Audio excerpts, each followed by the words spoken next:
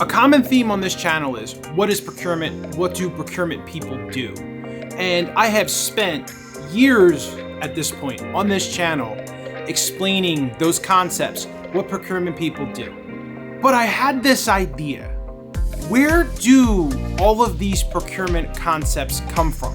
Where do all of the things that I do on a day-to-day basis, where do those ideas come from? Who did those ideas come from? And I started to do some research on really influential people in procurement. And this video is going to talk about Kate Vitasek. Kate Vitasek literally wrote the book on outsourcing. She actually wrote like 7 books on outsourcing. Kate Vitasek focused a lot of her work and her research on the relationships with suppliers and how to get better outcomes through engagements with vendors and suppliers and how to interact with them. Her work started in the educational sector, and then she eventually moved on to working for major corporations like Microsoft. Vitasek challenged the paradigms of old school procurement, the old ways of doing things, which is just beat the supplier down until you get the best price. And her focus was on vested outcomes. The premise of Vitasek's research is that many procurement and sourcing relationships with suppliers usually start off as adversarial. Again, trying to beat suppliers down to the best price or to the lowest possible price. And because everyone is vying for the best price, there's no trust between the two entities that are negotiating with each other. Kate's vested outsourcing approach is rooted in relational contracting theory. And that theory also has roots in academia in the United States and was founded by 2 gentlemen named Ian Roderick McNeil and Stuart Macaulay.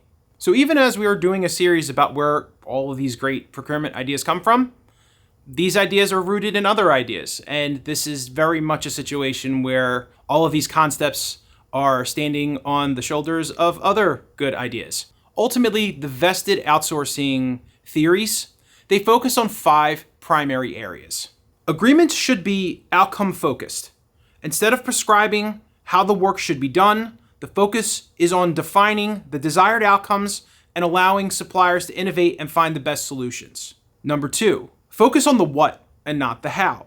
This rule encourages organizations will shift their attention from micromanaging the supplier's processes to focusing on desired results.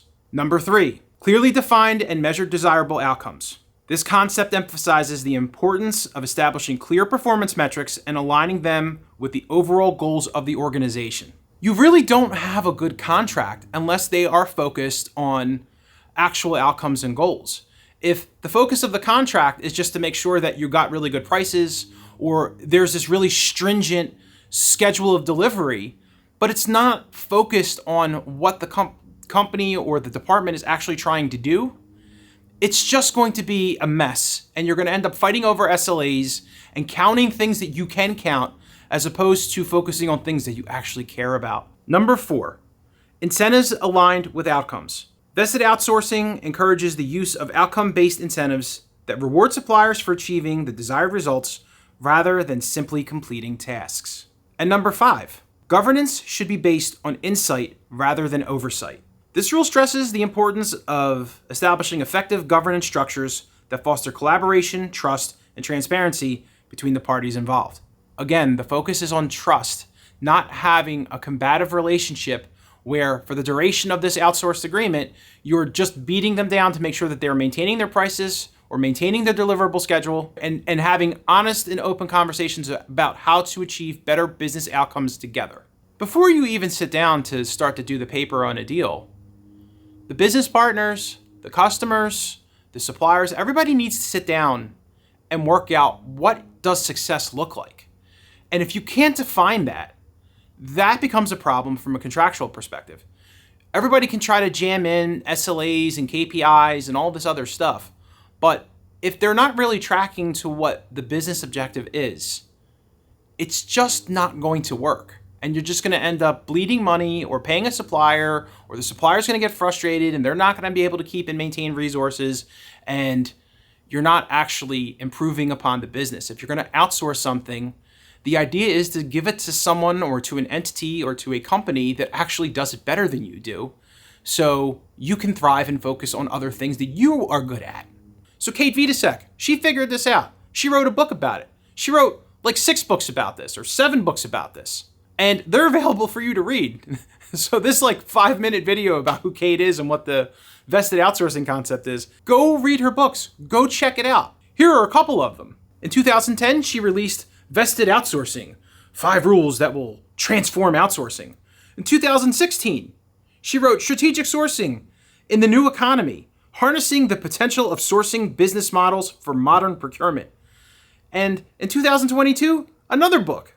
She released Contracting in the New Economy, using relational contracts to boost trust and collaboration in strategic business relationships. So that's it for this video. It was a pleasure learning more about Kate Vitasek, about her processes, about concepts that she's developed that I have used for years and I had no idea where they came from. And it's really interesting to go back and start to read some of her books and to really get into deep concepts about how to do better with your suppliers, how to establish trust, and how you are ultimately negotiating to get better outcomes for your business. So thanks for watching today, and we'll be back with another video in 2 weeks. Take care.